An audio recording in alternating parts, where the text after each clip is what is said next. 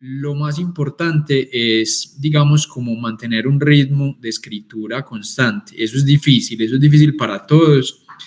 Para los que les gusta el ámbito literario, es un asunto complejo y obviamente para los que les gusta pues el ámbito académico y sobre todo para quienes tengan aspiraciones en términos pues como de mantener pues como una producción académica constante o que estén pensando en maestrías, en doctorados, en algunos casos en especialidades.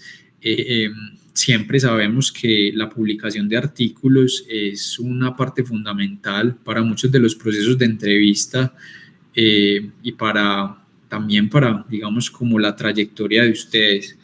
Entonces, mi interés sobre todo en esta charla es brindarles una motivación, intentar como encender o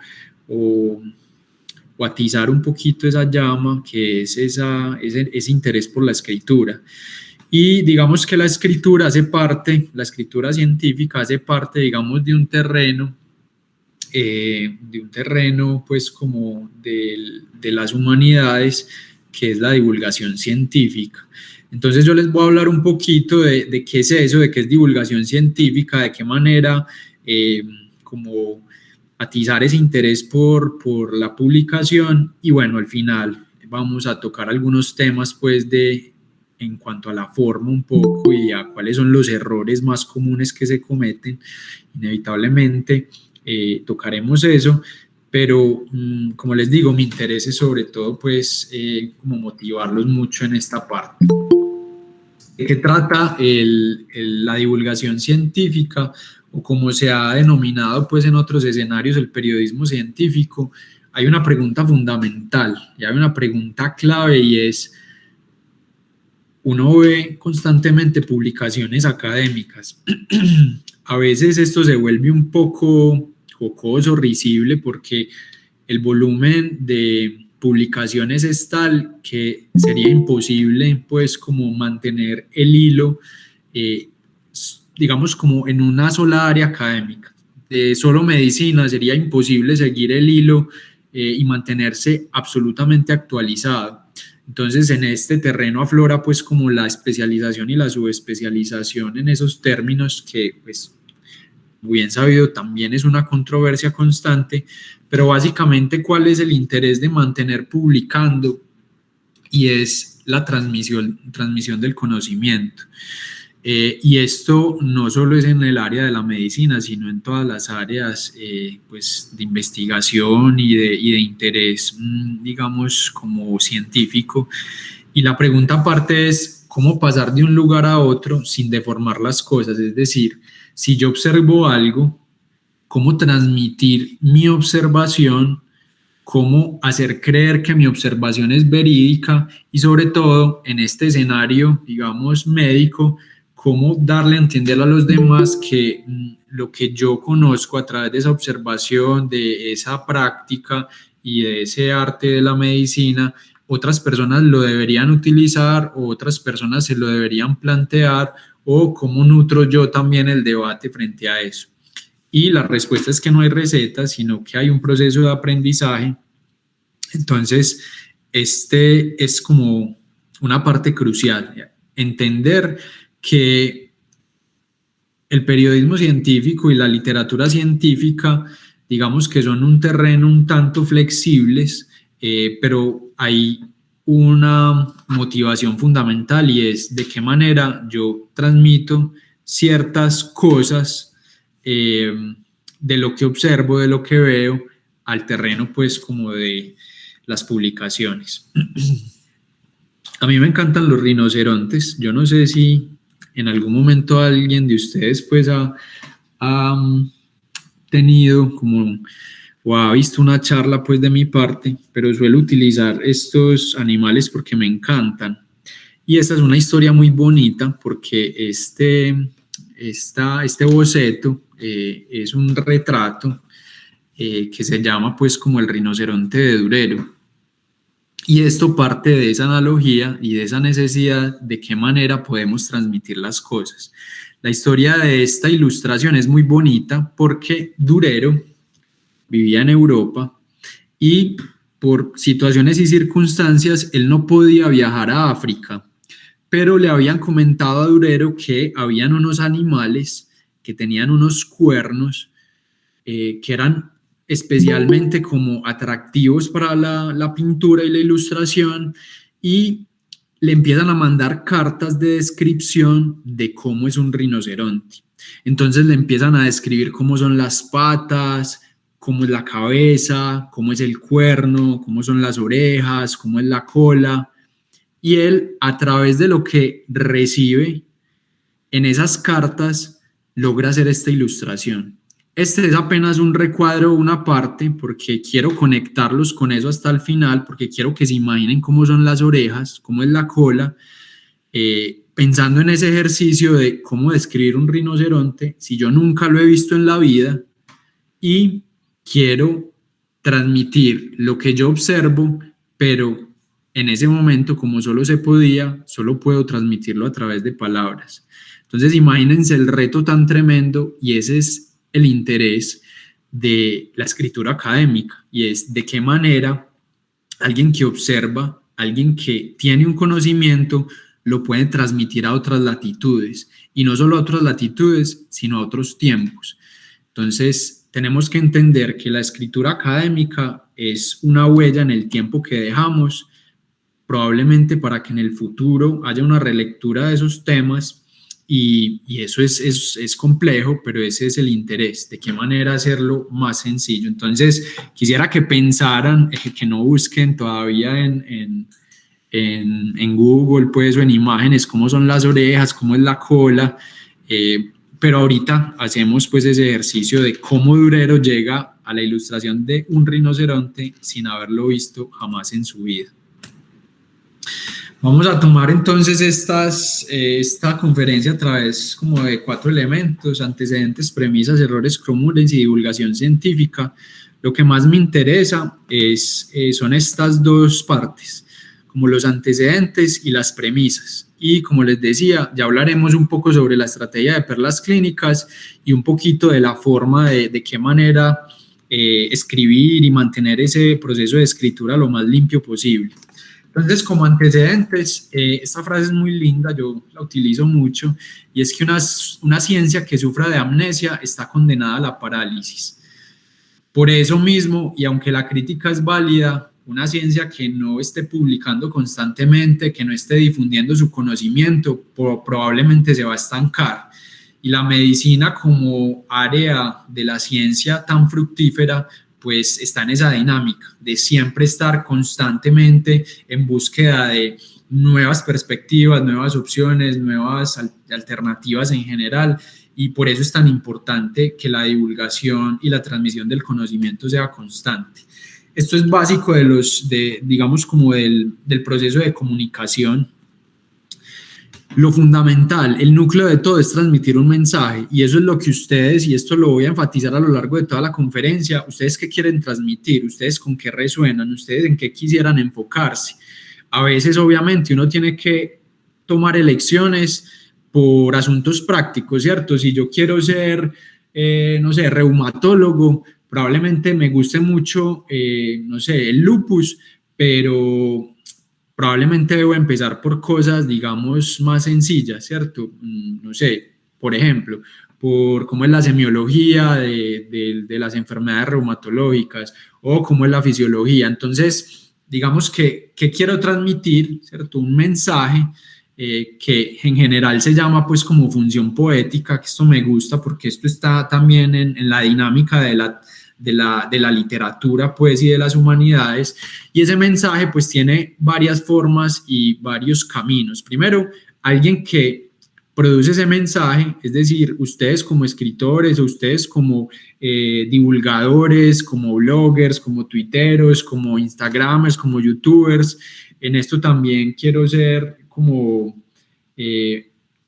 enfático, porque no solo transmitimos a través de la escritura, y es para mí, pues considero que no es cierto que ahora no se lea, que ahora no se consuma literatura académica o literaria. Simplemente ha cambiado las maneras, y ahorita esa emisión de los mensajes que van a llegar a unos receptores, pues van a cambiar de canales, ¿cierto? Canales escritos, canales de video, canales de redes sociales, en fin, y eso va a tener también un código que es, digamos, como esa función metalingüística en la que, por ejemplo, en términos médicos tenemos un vocabulario, tenemos ciertas convenciones y cierta jerga que nos permite, digamos, transitar de una manera más sencilla en el entendimiento de las cosas y pues todo va a estar en un contexto. Entonces es importante y lo repito, lo fundamental es el mensaje, ese es el centro de todo. Hay muchas formas de divulgación científica, muchísimas revistas literarias, documentales, páginas, digamos, incluso el teatro, revistas, libros. Hay muchísimas formas, entonces quiero dejar esa idea de que no es solo la escritura, aunque en este caso pues nos vamos a enfocar en ella. ¿Cuál es la manera, digamos, de intentar como considerar ese mensaje y de qué manera transmitirlo? Es importante, no solo a nivel escrito, sino a nivel de todas las formas del lenguaje, intentar utilizar metáforas, mostrar el lado humano, contar historias, enunciar el valor decisivo de las investigaciones, mostrar la relación que tiene la ciencia con lo cotidiano y facilitar al público acceder a esos contextos. Y en esto quiero hacer un paréntesis y es por qué Perlas Clínicas, digamos, tiene esa estructura del contenido y por qué casi siempre intenta abrir sus publicaciones con un escenario clínico o con un caso clínico, y es por esto, porque a través de esa transmisión, digamos, como de un caso, podemos mostrar eso, de qué manera es una persona la que está teniendo esa condición médica o está presentando esos síntomas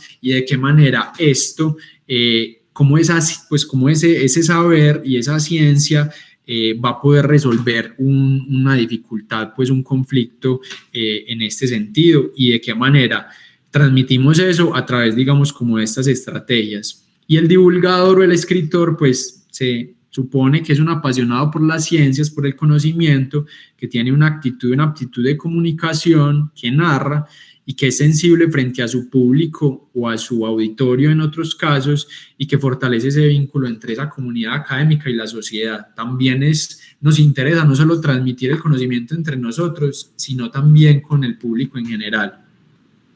Las recomendaciones, siempre comunicar la incertidumbre, no caer en el amarillismo o en el sensacionalismo, distinguir entre fenómenos específicos y generales, aprender a transmitir el riesgo de las cosas, evitar un falso balance, usar diferentes ángulos en lo que se pueda de una misma historia.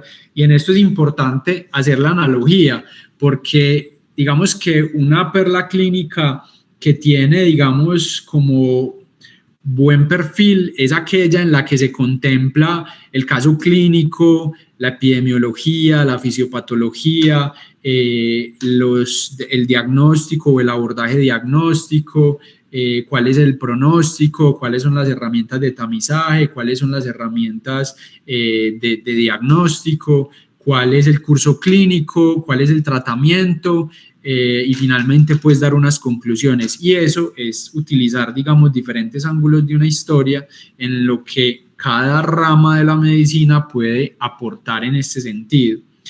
Es importante informar sobre las soluciones, es decir, siempre transmitir que hay una forma de solucionar o de resolver una patología, o al menos dar un enfoque pues como terapéutico, y usar informaciones auxiliares, y esto es básicamente emplear la mayor bibliografía en un amplio rango de referencias. En ese sentido, utilizar fuentes diversas, intentar como contemplar que hay un tema general, a una historia como tal local de lo que utilizamos o vemos en el día a día en nuestros escenarios clínicos. A veces puede ser importante incluir esas voces locales, es decir, nuestros pares que han publicado, en nuestra región que se ha publicado, para tener, digamos, esa perspectiva de región, y en ese sentido comparar esas iniciativas locales frente a esas situaciones o a esos parámetros globales de referencia. Explicar también pues como la adaptación frente al transcurso, pues como no solo de esa historia que se está contando en ese escenario clínico y en ese tema en específico, y en lo posible ser un guardián, ser un guardián de la veracidad, ser un guardián del conocimiento, de la, digamos, como de guardar esas posibilidades académicas en lo posible, de dar específicamente lo que no se sabe, lo que se sabe y reconocer lo que no se sabe, informar pues también sobre conferencias o cosas nuevas que no estén como tal publicadas, pero intentar indagar un poquito en ese sentido. Y pues un tanto romántico, pero por encima de todo, pues tener también este sentido de humanidad, de para qué se está transmitiendo ese conocimiento, no simplemente dejarlo pues como a un lado. Dentro de las premisas, disfruto, digamos, como leer en este sentido y el secreto de escribir una buena divulgación o de escribir bien en general para los que les gusta otros es narrar historias. Entonces, en ese sentido, contemplen que a pesar de que la escritura académica tiene, digamos, otro paradigma, a veces un estilo más concreto que ya vamos a detallar un poco eso, en general a la gente le gusta escuchar historias. Entonces una perla clínica aparte de eso, como de qué tal este caso clínico, de qué tal el título y cómo atrae también pues frente a esa necesidad como de actualización de las personas que van a leer. Listo.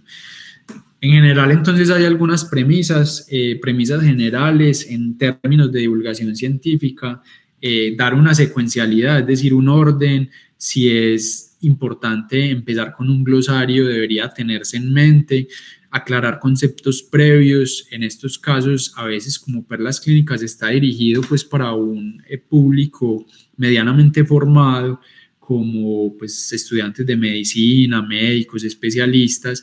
Esto a veces se puede saltar, pero sería bueno también como incluirlo, ¿cierto?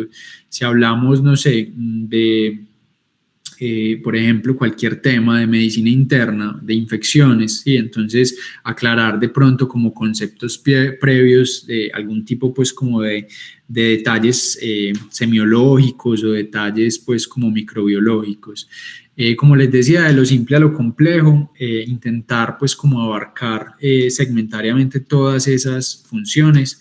En lo posible tener en mente, aquí vamos a ver que esto se distancia un poquito de la literatura, pero digamos que en general las estructuras académicas, de textos académicos tienen pues un orden muy definido, como vamos a ver ahorita, pero en general tienen esto, o sea, hay un inicio, hay un nudo y hay un desenlace, es decir, hay como una prueba del tema, hay un desarrollo y finalmente unas conclusiones.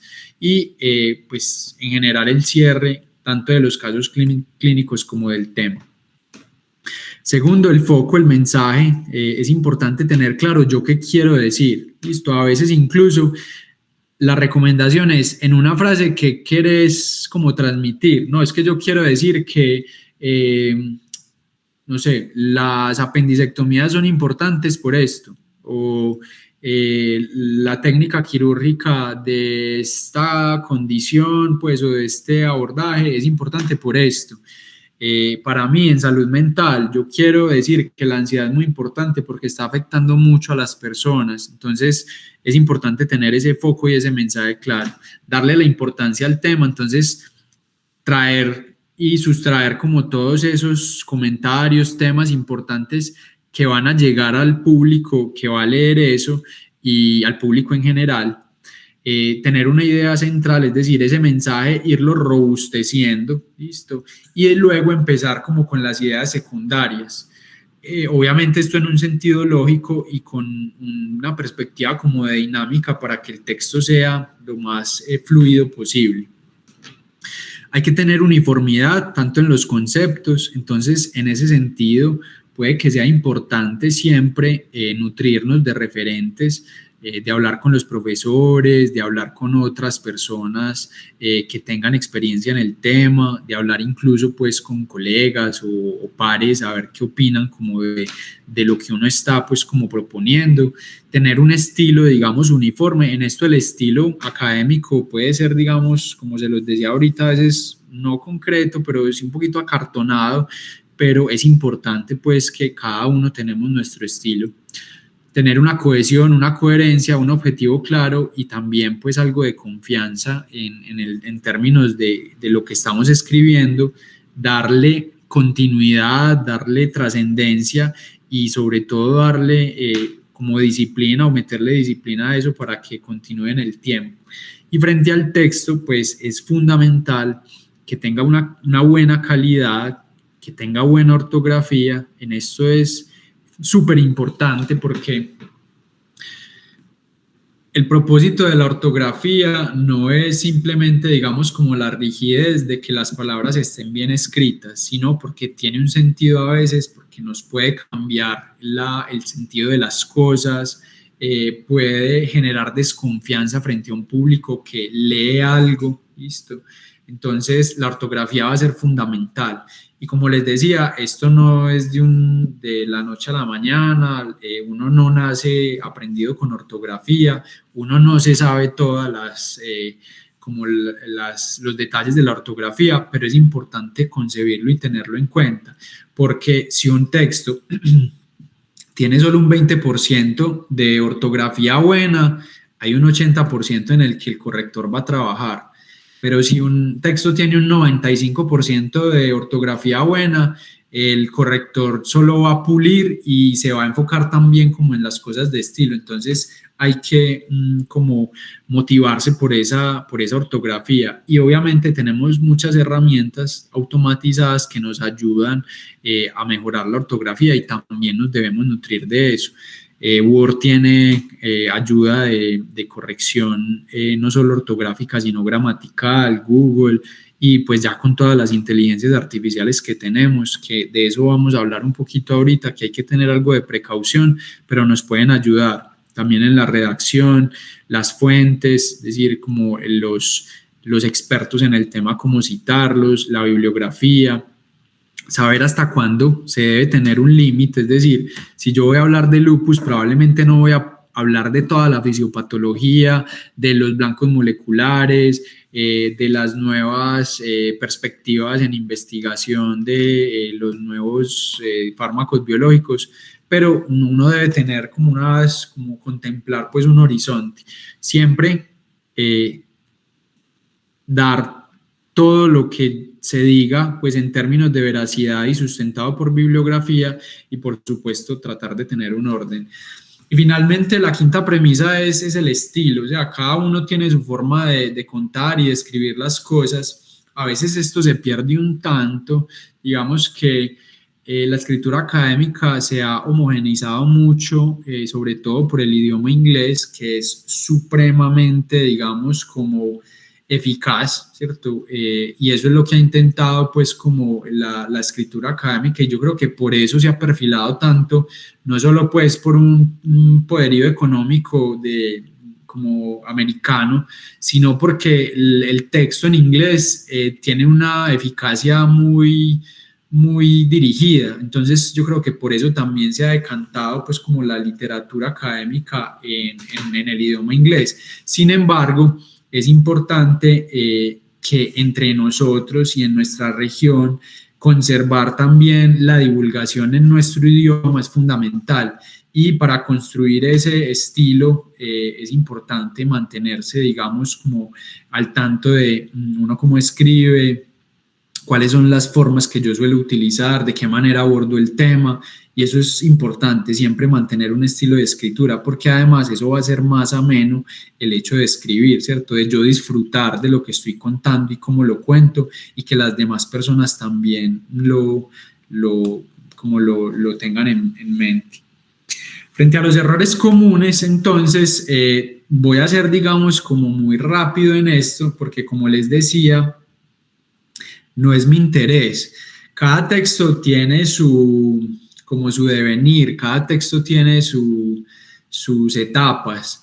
Entonces uno se interesa en el tema. Por ejemplo, a mí me gusta la depresión, entonces yo quiero hablar de depresión y empiezo a escribir un poquito, a investigar, a hablar con profesores, asesorías con algunos compañeros, con algunos colegas.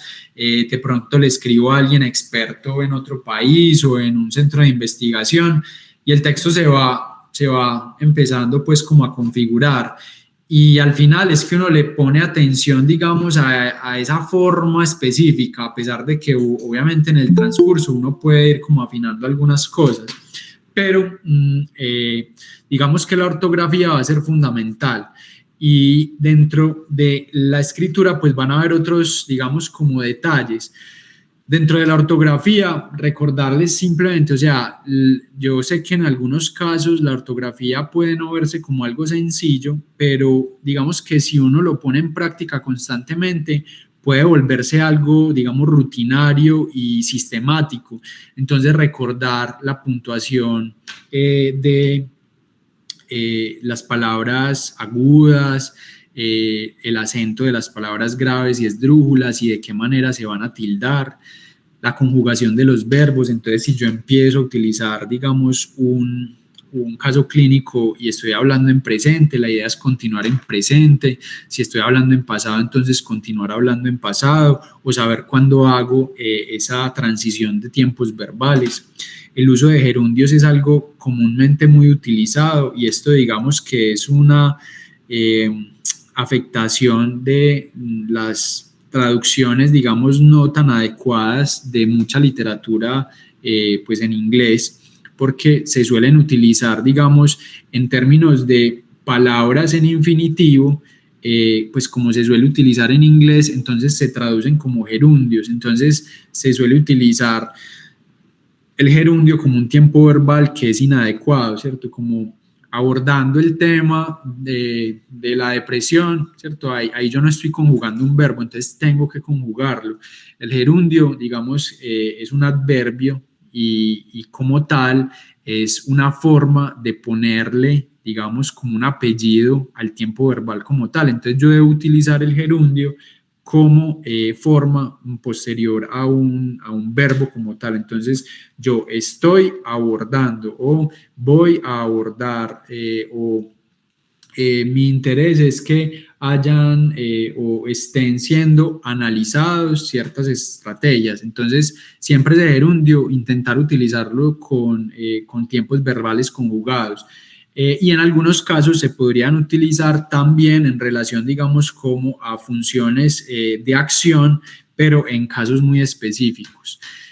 Hay que evitar extranjerismos y en lo posible hacer las traducciones adecuadas. Digamos que en términos médicos hay muchas cosas que se suelen no traducir, como el burnout, como, no sé, tengo como muchos términos en inglés, pero muchos términos en psiquiatría, pero hay muchos que se suelen utilizar pues en el área médica. Entonces es importante como evitar esos extranjerismos. El uso de las comillas es importante como diferenciarlo porque hay tres tipos de comillas. Hay comillas hispánicas, hay comillas simples, hay comillas anglosajonas. Entonces es importante saber cuándo utilizarlas. La separación de unidades de medida, esto es un error súper común. Generalmente las personas utilizan, por ejemplo, el porcentaje pegado del número y es importante separarlo, como las otras unidades de medida. Entonces, si yo hablo de creatinina de 7 miligramos por decilitro, yo separo el número de la unidad de medida. Si estoy hablando, por ejemplo, de sodio, entonces yo hablo de tanto sodio de 135 miligramos por decilitro, por decirlo de alguna manera, o miliequivalentes por decilitro. Entonces es importante como separar esas unidades de medida. El uso de mayúsculas sostenidas, realmente esto no se utiliza. Hay digamos como un mito frecuente y es que la mayúscula sostenida no requiere ortografía, cosa falsa, y además la mayúscula sostenida no es lo ideal utilizarla, solo se utilizan para casos muy seleccionados. En general, el 99% de las veces está mal utilizada una mayúscula sostenida. Hay que evitar la repetición de las palabras. hay que considerar el uso de prefijos y palabras compuestas. En medicina sucede mucho, entonces, por ejemplo, organoespecíficos, por decir pues como algunos ejemplos, o palabras, digamos, como compuestas de la proteína quinasa o la creatina fosfato quinasa, cosas de ese estilo, hay que saber también utilizarlas, y el uso de las siglas pues debe también contemplarse adecuadamente, porque hay siglas que se utilizan como demasiado frecuentes, entonces las personas creen que como yo utilizo, por decir, no sé, VIH, yo creo que todo el mundo va a entender VIH, por lo general sí, pero es importante siempre aclarar a qué se refiere el término al inicio del texto y ya después utilizar la palabra comúnmente.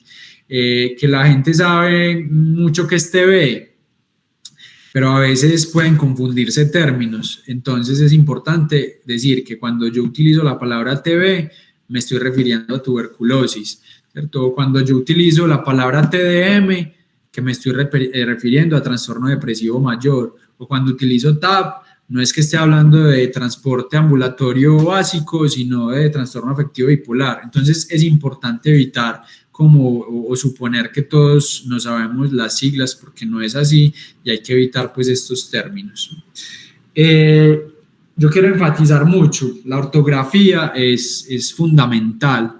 La ortografía permite no solo que las búsquedas en Internet sean más efectivas, sino que los mensajes transmitan confianza, que el mensaje no se distorsione, que cuando yo hablo de, por ejemplo, como términos de tiempos verbales no se confundan, cosa que pues suele suceder porque las herramientas de automatización todavía no reconocen como algunos tiempos verbales que deben acentuarse porque simplemente se escriben igual. Entonces es importantísimo tener una buena ortografía.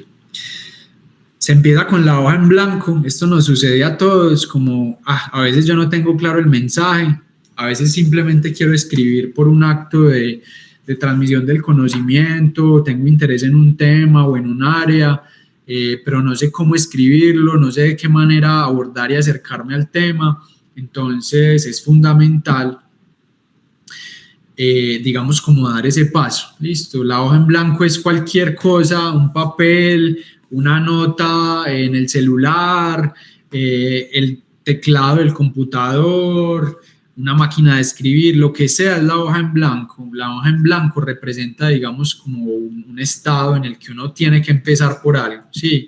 ¿Y cómo se va haciendo eso? Ya vamos a ver cuáles son como algunas recomendaciones, pero es importante romper ese mito, esa leyenda como de, pucha, es que a veces me siento y me bloqueo.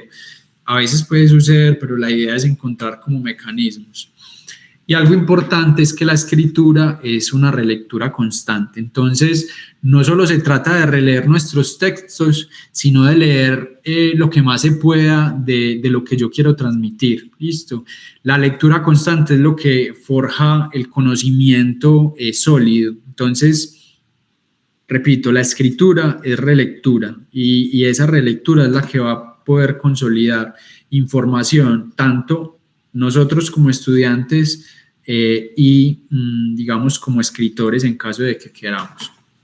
Y siempre buscar pares, buscar profesores, buscar colegas, venga, yo quiero escribir de cirugía, entonces ustedes están haciendo un trabajo muy bonito y muy importante, reunámonos, tengamos actividades académicas, si a usted le gusta la cirugía abdominal, si a usted le gusta la cirugía pediátrica, si a usted le gusta la cirugía de lo que sea, es importante conformar esos grupos, cualquier cosa.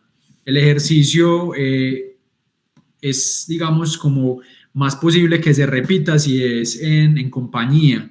Entonces, todo lo que pueda ser, digamos, apoyado y en trabajo colaborativo, siempre, casi siempre va a tener la posibilidad de que se replique a largo plazo. Entonces, eso es fundamental, ayudarse de otras personas, trabajar colectivamente, colaborativamente, va a ser fundamental.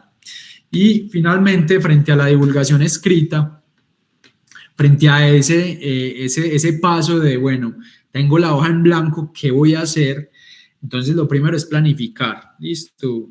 Tener presente, bueno, yo quiero ser un doctor en ciencias básicas biomédicas, o yo quiero ser un médico general, pero quiero escribir, yo quiero ser un cirujano, pero quiero transmitir mi conocimiento. Entonces, planificar, yo hacia dónde quiero llegar y planificar por partes. Sí, es importante, pues primero terminar la carrera, entonces eso tiene que entrar en esa planificación y ir paralelamente planificando pues los actos futuros que también me van a cimentar pues como mis logros.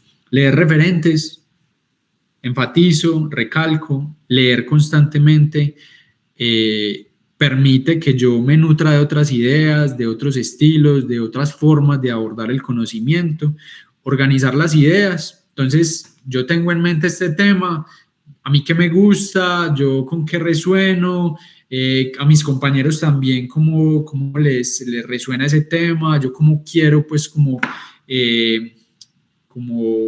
divulgar esa información.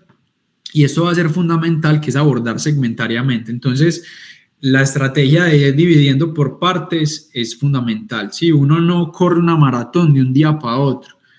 Uno empieza como con el interés, ve, a mí me gusta como trotar, o yo he visto personas que trotan y es como bacano, se ven contentas, se ven felices, entonces, ve, ¿yo qué necesito para trotar? Necesito unos tenis, necesito una pantaloneta, una camiseta, lo básico, pero bueno, ¿y después de eso qué? Ah, bueno, voy a empezar por 1 kilómetro a ver cómo me va. 1 kilómetro, terminé fundido, me dio gripa y terminé devastado, pero ya después uno se va empezando a entrenar, luego uno empieza a correr 2, 3, 5 kilómetros, después se mete en la primera competencia de 10K, termina a las 3 horas, pero uno le sigue dando y ya después uno se va preparando por partes, todo por partes. Entonces, una página, yo no pienso escribir de una un libro completo de un tratado de cirugía, sino que voy a empezar, sí, voy a empezar por un tema. A mí me gusta apendicitis, entonces voy a empezar a ver qué tiene la apendicitis. Vamos a empezar por la epidemiología. Voy a empezar a buscar referentes, qué dice la epidemiología global, qué dice la epidemiología regional, qué dice la epidemiología local, por partes cada cosa. Los principios generales de la escritura académica son 3, y esto es lo que diferencia en muchas ocasiones la escritura literaria de la escritura académica. Son 3 principios fundamentales y es la precisión, la brevedad y la claridad. ¿Listo? ¿La precisión en qué términos? La precisión se trata de ser concisos y exactos, de una manera rigurosa, de qué manera transmitir ese lenguaje. Y esto se va a lograr cuando se utilizan palabras que comunican lo que yo quiero transmitir. ¿Listo? Entonces, es importante saber de qué manera ser precisos. Lo segundo es la claridad, y es qué significa el texto que yo estoy leyendo y si se entiende rápidamente, es decir, yo lo cojo rápido, y esto se logra cuando se intenta o se busca utilizar un lenguaje sencillo. Entonces yo no voy a usar palabras súper rebuscadas, ni voy a hacer frases larguísimas con 5 predicados a un sujeto, no, voy a ir por partes. Y cada párrafo va a desarrollar un tema en un sentido lógico y coherente. Para comunicar, digamos, esa claridad es necesario utilizar palabras comunes, términos no muy rebuscados, intentar dar, digamos, como esa forma de transmisión del conocimiento ágil. Y la brevedad significa incluir la información pertinente al contenido de ese artículo, ¿cierto? Si yo voy a hablar, por ejemplo, pongamos otro escenario, si voy a hablar como de retina, yo no me voy a ir, digamos, como a la evolución histórica o al término, pues como a la transición evolutiva de cómo llegó desde la retina del primate a la retina del humano. No, pues puede que eso se escape. ¿Sí? Si yo voy a hablar de retina, voy a hablar de digamos, cuál es su conformación anatómica, cuál es, digamos, como la epidemiología de las condiciones de retina más frecuentes, de qué manera suceden, pues, como esas alteraciones. Entonces, ser breve significa incluir como esa información. Entonces, en ese sentido, pues, las revistas lo que intentan hacer es, para aumentar esa claridad, limitar el tema a palabras. Entonces, como mira, es que el tema es muy interesante, el tema es muy bueno, pero no podemos publicar artículos de 500 páginas, ¿cierto? Tenemos que reducirlo a 3.000 palabras. Entonces, en ese sentido es lo que se busca y de esa manera Perlas Clínicas también intenta hacer eso. Y es, Perlas Clínicas nació en el interés de resumir mucha información de medicina interna en pocas palabras o en pocos párrafos.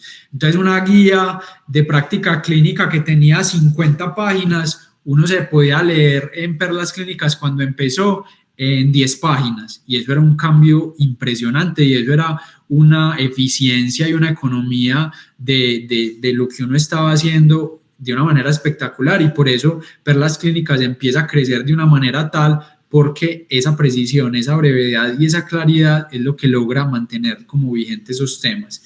En general, ¿cuáles son las estructuras de los artículos científicos? Aquí no agregué, digamos, como este escenario de los casos clínicos, pero esto es lo que conocemos: el título del artículo, el nombre de los autores, el resumen, las palabras claves. Aquí en Perlas podríamos añadir pues como los casos clínicos, luego empezar con la introducción, el desarrollo, las conclusiones y la bibliografía. Y el desarrollo de estos temas, digamos que tiene unos modelos que en escritura académica se definen pues como en estas siglas. Básicamente, ¿qué es? Que tenga una introducción, unos materiales y unos métodos, unos resultados, unas discusiones. A veces se le agrega esto del resumen, a veces, digamos, se cambia la estructura, es decir, se empieza por la introducción, pero de una vez se van a los resultados, se hace la discusión y al final se dan los materiales y los métodos. Esto, digamos, como en la forma de divulgar artículos originales, pero como ven, Perlas Clínicas es algo muy flexible. Lo que se pide es el título, los autores, no se pide resumen, sino digamos, como unos antecedentes que debe saber la persona, es decir, debería repasar esto antes de, y te pone los temas, y luego unos objetivos, como al final de este capítulo tendrás la capacidad de, o los objetivos de este artículo serán, eso como antecedentes, y ya luego entramos con el caso clínico, el desarrollo del tema, finalmente ojalá unas conclusiones, que ahí están las perlas clínicas, que son los mensajes indispensables. Es decir, si yo al final del texto necesito aprenderme y repasar unos temas pues, o unos mensajes, es ahí en esos mensajes indispensables donde yo debo buscar la información más importante. Y finalmente, como les decía, el acto de escritura es un acto de corrección constante. Entonces, para eso hay que releer y releer. Hay que buscar otros lectores. Entonces, yo se lo paso a un amigo, se lo paso a un colega, se lo paso a mi pareja, al papá, a la mamá, que me ayuden a releer y a encontrar los errores. Como les decía, se pueden utilizar herramientas virtuales. Hay muchas, como les mencionaba, correctores en líneas, y esto lo dejo pues ojo con la inteligencia artificial. Esta semana Bill Gates estaba como proponiendo, desde hace mucho tiempo vienen sacando listas de cuáles van a ser las profesiones que no se van a necesitar en el futuro, y siempre en esas listas aparecen los escritores, perdón, los autores o los periodistas que probablemente van a ser digamos, como profesiones, valga la redundancia, que no se necesiten en el futuro. La agilidad de la inteligencia artificial es sorprendente. O sea, si la están utilizando ya, sepan que deben tener mucho cuidado. Si no la están utilizando, deberían utilizarla porque agiliza muchos procesos. Sin embargo, hay que tener mucho cuidado. Primero, en el entorno ético, es decir, si yo le pido a ChatGPT que me haga un ensayo de 200 palabras sobre un tema específico con estas y estas características, él te lo va a hacer, listo, y probablemente te va a ahorrar trabajo, probablemente te va a dar una perspectiva, pero ojo que eso puede, primero, éticamente ser censurable porque no es un contenido que tú estás produciendo. Segundo, pues va a limitar tu capacidad también de estar, digamos, como en el proceso académico. Eso puede limitar tus alternativas a largo plazo. Y finalmente, pues, digamos, no es verídico, o muchas veces no va a ser verídica la información, porque estas herramientas, aunque son súper potentes, todavía tienen un montón de errores, y básicamente transversal, es decir, esto no es ético. Entonces, eso hay que replantearlo. ¿Cómo yo me puedo ayudar con la inteligencia artificial? Como ChatGPT, ayúdame a escoger los artículos más recientes de este tema, él te lo saca. Ayúdame a traducir adecuadamente este artículo, listo, él te lo traduce. Ayúdame a conseguir los correos o los Twitter de las personas más relevantes en este tema. Pero ojo, cuando demos el paso a pedirle que nos haga algo que nosotros deberíamos hacer. En esto sí hay que ser tremendamente cuidadosos, y esto es algo pues que se viene encima. Las herramientas de automatización también ayudan para detectar plagios. Entonces, puede ser muy probable que si un texto de inteligencia artificial, pues que te lo pides o te lo produce, probablemente va a estar, digamos, como en el acervo ya de la detección del plagio. Entonces, esto también entra en el terreno ético y puede entrar en el terreno legal, siendo el caso, pues, de estas inteligencias artificiales ya haciendo trabajos de grado. Listo. Finalmente, esta es la descripción final. En la parte de arriba, pues, este es el rinoceronte de Durero. Esto fue en 1515, o sea, para que se den como una perspectiva de la capacidad de este hombre, que con las descripciones aquí básicamente lo que dice es que él empezó como esta ilustración desde 1513, se demoró algunos años la finalización de este boceto, y miren pues que hay algunas cosas que no corresponden, ¿cierto? Esta descripción, digamos, como de este cuerno, pues es imaginativa y no corresponde. Las patas realmente pues no son absolutamente pues como iguales, la cola. Entonces miren que a veces, a pesar de que haya un muy buen desempeño, Durero fue un gran ilustrador, un gran pintor, pero en ese momento pues esta ilustración, a pesar de lo buena que es, no correspondía esencialmente a la realidad de lo que era un rinoceronte. Sin embargo, pues no deja de ser arte, no deja de ser bonito, pero es importante que sepan eso. La ciencia tiene muchas susceptibilidades de equivocación, la ciencia constantemente está en replanteamiento, hay muchas cosas que no sabemos, hay muchas cosas que sabemos y que probablemente sabemos mal, y también hay muchas cosas que sabemos y sabemos bien y que ayudamos a los pacientes, pero siempre hay que estar replanteándose ese sentido pues como de la transmisión del conocimiento. Les agradezco mucho la atención, quedo atento a sus preguntas, comentarios, y bueno, espero que se animen a escribir poco a poco, como les decía, empezar por pequeñas tareas y terminar en artículos, en publicaciones y pues en su trayectoria de estudio.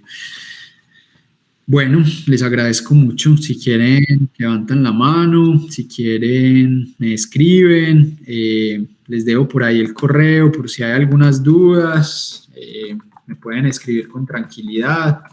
Estefanía queda también con mi contacto. Y bueno, aquí vale. levantó la mano. Sí, acá están levantando la mano, entonces si quieren, entonces vamos dando paso a estas personas que levantaron la mano, solamente que no me deja ver por acá. Pero, ¿quién fue que levantó la mano? Si quiere, puede preguntar, y ya luego nosotros desde el semillero también planteamos unas preguntas orientadoras que las haremos. Es que no veo quién. Yo creo que se equivocó. Dale, Estefanía, si quieres pregunta, que yo casi ya me tengo que ir. Bueno, listo. Una de las preguntas es, ¿qué tan flexible es la extensión de palabras? Sabemos bien que son 3.000 máximo, pero quisiera saber si hay hay algunos casos en los que se extienda un poco más de 3.000 y así sea, pues... Sí, mira, en muchas ocasiones hay temas que tienen, digamos, como la pertinencia y la elaboración, digamos, como tan prolija, tan precisa, que a veces planteamos la extensión y en muchas ocasiones se hacen entregas múltiples.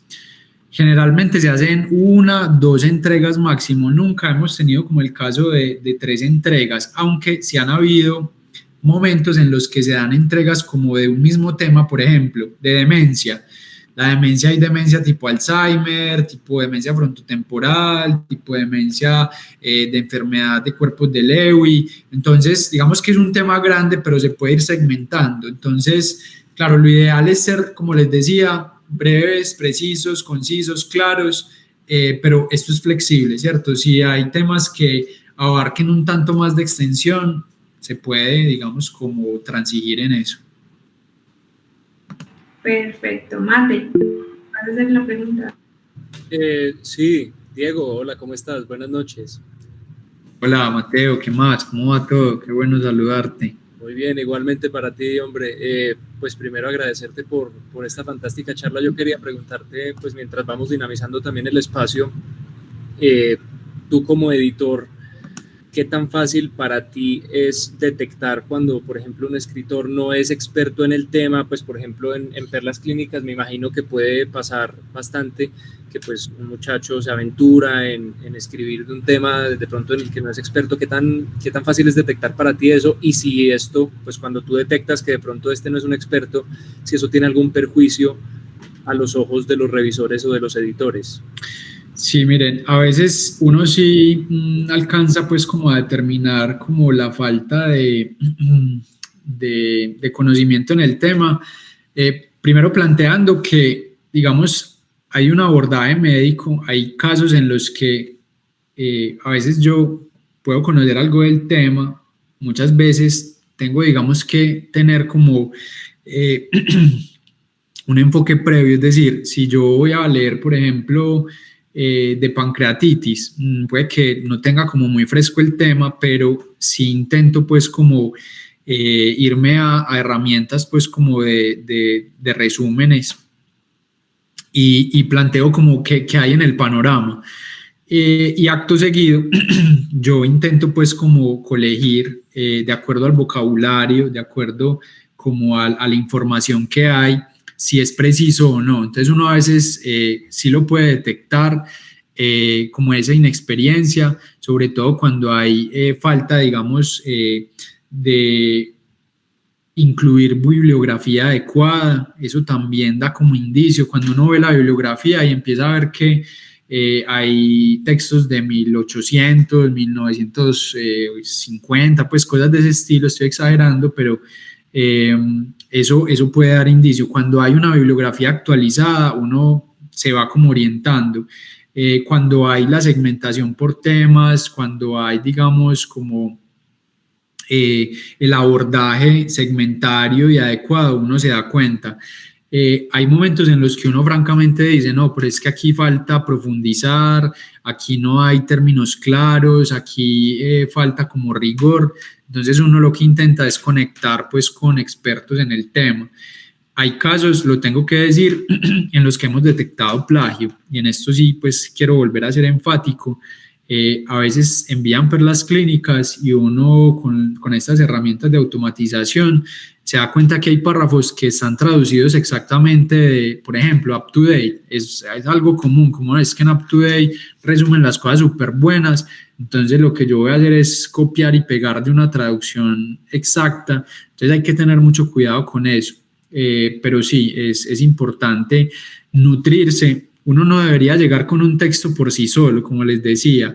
Ojalá lo puedan compartir con sus compañeros y ojalá algún experto en el tema les dé una mirada y una perspectiva para que se robustezcan esos textos. Muchas gracias, Diego. Y otra preguntita, pues aprovechando porque yo sé que estás corto de tiempo, pero me llamó mucho la atención, creo que era como el quinto punto que expusiste, que era el asunto del estilo. Y pues tú mismo decías que mucha escritura académica se caracteriza por ser muy acartonada, y yo pues aprovechando ese punto quería preguntarte tu opinión sobre los estilos que son un poco más sonoros, que de pronto intentan ser un poco más creativos o más juguetones sin llegar a ser informales, si eso, digamos, tú le ves alguna cabida de no hacer las escrituras científicas tan cuadriculadas y de pronto un poco más libres en la escritura. Eso. Miren que hay, y es una buena pregunta, Mateo, porque hay, digamos, un territorio difuminado, hay, digamos, límites muy complejos, ¿cierto? En los términos de que, como les decía, esta herramienta, pues esta estrategia de perlas clínicas intenta como asumir esos principios generales de la escritura. Sin embargo, si hay, digamos, como una licencia, aunque puede ser limitada, si hay una licencia en términos de yo cómo presento el tema, es decir, qué tal el caso clínico, cómo se describe ese caso clínico, no es simplemente decir como edad 65 años, motivo de consulta, se siente mal, enfermedad actual, se siente mal, con dolor abdominal, punto, ¿cierto? Es el estilo, ¿sí? Yo podría entender que llega un paciente de tanta edad, que le duele el estómago y que necesita una cirugía, puede que yo lo comprenda en los términos más llanos, más simples y más escuetos, pero podría ser ameno decir que es un paciente de tantos años, que tiene estas características de identificación, que tiene esa presentación sintomática a través de una descripción un poquito más prosaica y más extendida, en vez de ser pues como tan precisos. Y la otra cosa del estilo, que el estilo no es simplemente yo cómo cuento las cosas o cómo las pongo en palabras, sino también cómo las organizo, cómo presento, si me gustan como las tablas, si me gustan las figuras. Todos yo creo que estamos de acuerdo en que un artículo con una buena figura o una buena tabla nos alivia el trabajo y nos hace más amena una lectura. Entonces eso también hace parte del estilo, y del estilo yo cómo presento esa tabla, cómo presento esa gráfica, cómo la creo, cómo la adapto y la ajusto. Entonces es importante contemplar que el estilo no es simplemente como solo cómo concateno las palabras, sino también es cómo se organiza todo ese escenario. Listo. Muchas gracias. Bueno, muchísimas gracias, Diego. Muy interesante la charla. Esperamos pues que estos espacios se puedan seguir dando. Igual te estaremos contactando cuando necesitemos tu ayuda. Muchísimas gracias y los invitamos a todos a que nos sigan en redes sociales, en Instagram también, y bueno, quienes están acá de otros semilleros o personas pues estudiantes externos, también invitarlos a unirse al semillero de cirugía, que como ven, siempre hay charlas muy significativas, muy importantes, que nos ayudan en nuestro proceso académico. Bueno, muchas gracias a ustedes. Cualquier cosa me escriben, estoy pendiente, y recuerden escribir, es un proceso, pero sobre todo releer lo que se escribe y releer otras cosas. Entonces, bueno, que estén muy bien. Chao, chao. Hasta luego, gracias.